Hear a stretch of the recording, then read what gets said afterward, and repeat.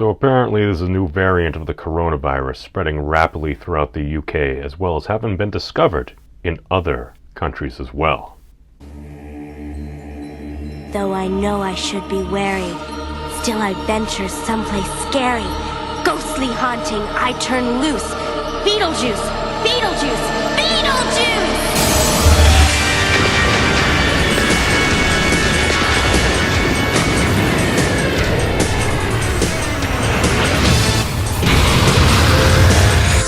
So as many of you may know, there have been very severe lockdowns going on all across the world, especially within the United Kingdom if you've been paying close attention. I've spoken with some individuals that happen to live in the UK, and a lot of folks aren't too happy about this. Apparently they have, I believe, a 4-level system, level 1 being the least restrictive, as well as level 4 being the most restrictive. And apparently some of those measures have been taken place in the southeast of the country because essentially a new genetic variant of COVID-19 has been discovered. So we'll pop over here to the article here. This is brought to us by CNN.com. What we know and what we don't about the UK coronavirus variant. This was from a couple hours ago here. So as we can see, the United Kingdom has identified a new, potentially more contagious coronavirus variant linked to a recent surge in cases in England. The new variant being called VUI-2020-12/1, the first variant under investigation in the UK in December 2020. While scientists hunt for more information about the variant, its impact is already being felt. Multiple countries have now imposed restrictions on travelers from the UK. British Health Secretary Matt Hancock said Sunday that the variant was out of control, and Prime Minister Boris Johnson was due to chair an emergency meeting Monday as his government tried to manage the fallout.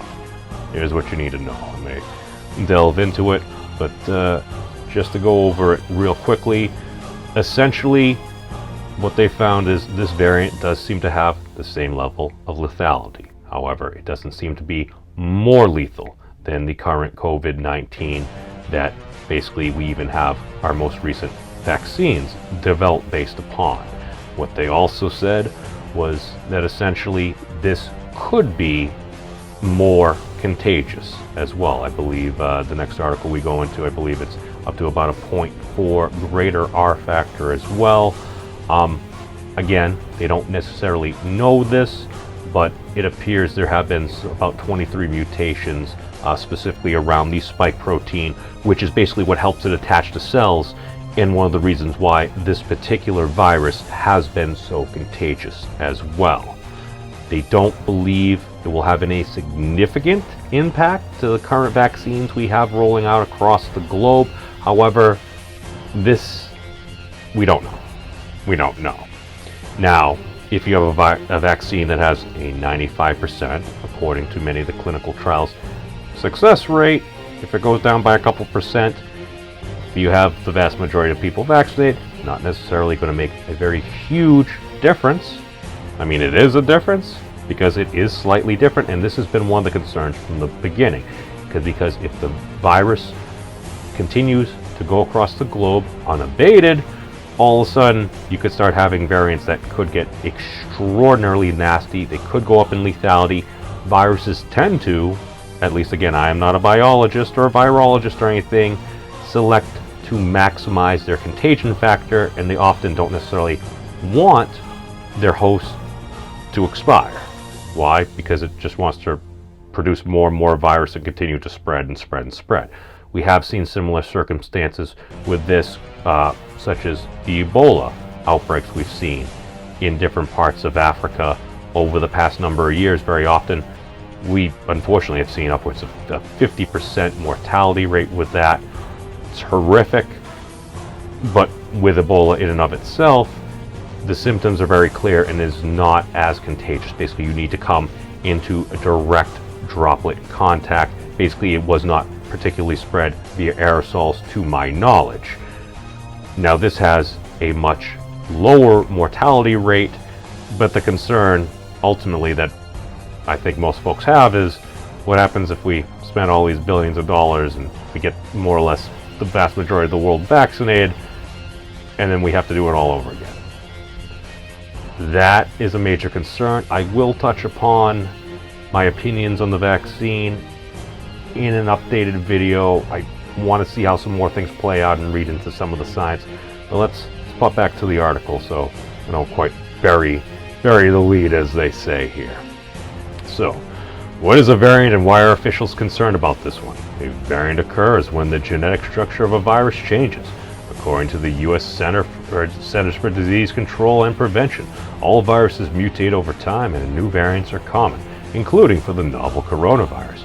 As with other new variants or strains of COVID-19, this one carries a genetic fingerprint that makes it easy to track and happens to be one that is now common.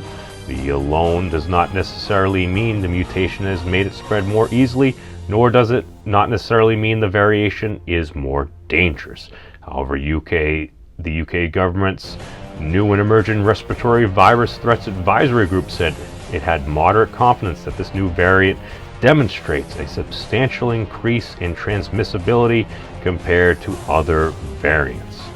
Chris Whitney, England's chief medical officer, said this particular variant contains 23 different changes, which he described as an unusually large number.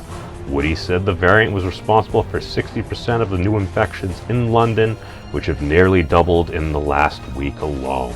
So, they go on and then they also hypothesize that, okay, this could be a new variant. Now, is it necessarily more transmissible? It could be, if there has been variations to the spike protein, and if the virus is going to select for increased contagion, which would allow it to replicate more, because it is a biological entity. It wants to reproduce.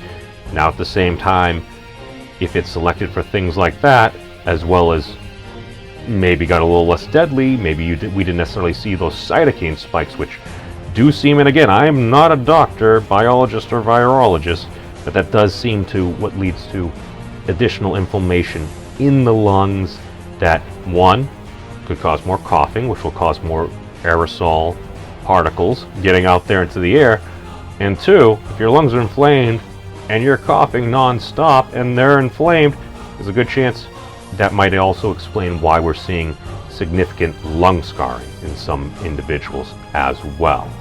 But what they also said is this could be also just be a new variant, and if there happened to be a super spreader event, I think they give an example of maybe somebody was having a rave, if you had several thousand people there in close proximity and a whole bunch of folks got that and they have the new strain and then they go back to their own houses, their jobs and everything like that, basically good chance everyone they come into contact with may get it as well.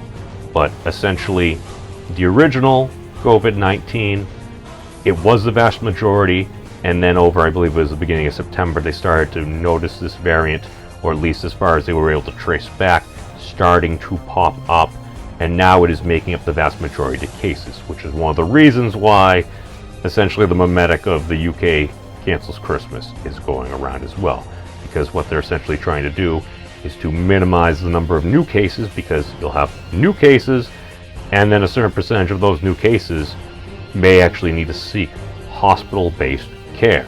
If all of a sudden you have to go to the hospital and it's very serious, a lot of folks, the UK has a great health system. Is it perfect? By all means, no. But the sheer fact that you can actually get care, that is a wonderful thing. What we're trying to prevent in general is all those beds being filled. Because if all those beds are filled with people that are essentially have complications from COVID or any of these variants, God forbid you get into an accident or have a heart attack. Because if all the beds are full, that's going to suck. And if you have an emergency medical situation, you probably don't want to have the additional complications of having a respiratory illness, because since this is so contagious, if you go to a place where there's a lot of folks that have it, that could lead to issues. Again, I ain't a doctor or anything. I'm just kind of using the, if this is what we know so far and there's a lot of unknowns, this kind of makes sense to me. This would also explain why the actions we're taking are happening. So let's actually pop over to another article, and this one is brought to us by Reuters. Explainer, the new coronavirus variant in Britain. How worrying is it? London, Reuters reports. A new variant of the pandemic, SARS-CoV-2 coronavirus, is spreading rapidly in Britain and prompting high levels of concern among its European neighbors, some of which have cut transport links. The strain, referred to by some experts as B.1.1.7, I somehow kind of think the other one's a little easier to say, but hey, some experts are saying this is not the first new variant of the pandemic virus to emerge, but is said to be up to 70% more transmissible than the previously dominant strain in the United Kingdom. Exactly. It is said, we don't necessarily know that, but it would not be surprising as well. Are the concerns justified? Most scientists say yes, the new variant has rapidly become the dominant strain in cases of COVID-19 in parts of southern England. It's been linked to an increase in hospitalization rates, especially in London and in the adjacent county of Kent. While it was first seen in Britain in September, by the week of December 9th in London, 62% of COVID-19 cases were due to the new variant, that compared to 28% of cases 3 weeks earlier. So the way that is trending, that would lead one to believe that, well, if you got both these strains available, and this one's making it up, it does seem to be trending up higher as well. So at least that's what the data would suggest, at least in my opinion. The governments of Australia, Italy, and the Netherlands say they detected cases of the new strain. It was identified in the Netherlands in early December. A few cases of COVID-19 with the new variant have also been reported to the ECDC, Europe's disease monitoring agency, by Iceland and Denmark. Media reports in Belgium say cases have also been detected there, as well as I believe there was at least some cases detected in South Africa and Australia. So at that point, it's kind of already got around. Hopefully these individuals have been quarantined and you don't necessarily need to deal with even more contagious strain as well. It is right to take it seriously, said Peter Openshaw, a professor of experimental medicine at Imperial College London. Sean Fitzgerald, a visiting professor at the University of Cambridge, said the situation was extremely concerning. Why? The main worry is that the variant is significantly more transmissible than the original strain. It has 23 mutations in its genetic code, a relatively high number of changes, and some of these are affecting its ability to spread. Scientists say it's about 40 to 70% more transmissible. The UK government said on Saturday it could increase the reproduction R rate by 0.4. This means it is spreading faster in Britain, making the pandemic there harder to control and increasing the risk it will also spread swiftly in other countries. The new B.1.1.7 still appears to have all the human lethality the original had, but with the increased ability to transit, said Martin Hibbert, a professor of emerging infectious disease at the London School of Hygiene and Tropical Medicine. So, again, is this concerning? Yes. Why? Because it's new. It's novel. It's concerning. That's why this whole virus in and of itself was concerning, because at least with the flu, it's like, okay, maybe we had last year's flu, but all of a sudden it's like, well, we just kind of base what it is off of, but we also have tried and true techniques. Then again, we have spent so much money on this, it kind of reminds me of almost like the Manhattan Project. It's like, we spent so much money on this, as well as even the space program. If you dedicate enough money and smart people towards something, there's a good chance you're going to be able to figure it out. That, and I do also remember, I believe, covering a story back in, I think it was either March or April, that I believe there was a lab over here in the greater Boston area, as well as out in California, that basically within, I think, about either hours or days of having the virus, they literally had it fully genetically sequenced. I mean, this is where we're at with technology and stuff. So if we can take a virus and literally have it sequenced once our labs get it within a day, that provides so much more information. And it's one of the reasons why, again, in my opinion, I ain't a doctor, biologist, virologist, anything like that. One of the reasons why we've been able to crank out a vaccine in record time. Now, and again, I'll get on to the vaccine and stuff at a later date. Did I say vaccine or virus? They both begin with V. These things happen. But let's just finish up the article real quick over here. basically, I just kind of want to get into, where was it? Yes, about the actual vaccine itself.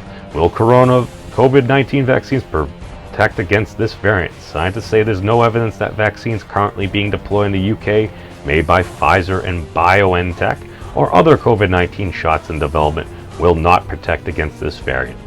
It's unlikely this will have any effect other than minor, if any, effect on the vaccine's effectiveness, said Adam Finn, a vaccine specialist and professor of pediatrics at Bristol University. Britain's chief scientific advisor, Patrick Vallance, also said COVID-19 vaccines appear to be adequate in generating an immune response to the variant of the coronavirus. We are not seeing any gross changes in the spike protein that will reduce vaccine effectiveness so far, said Julian Tang, professor and clinical virologist at Leicester University. My apologies for butchering that. Does the new variant affect testing? To some extent, yes. One of the mutations in the new variant affects one of 3 genomic targets used by some PCR tests. I believe that's the nasal swab test. That means that in those tests, the target area or channel would come up negative. This has affected the ability of some tests to detect the virus, said Robert Jordan, an expert in microbiology at the Association for Clinical Biochemistry and Laboratory Medicine. Since PCR tests generally detect more than one gene target, however, the mutation in the spike protein only partly affects the test, reducing the risk of false negative results.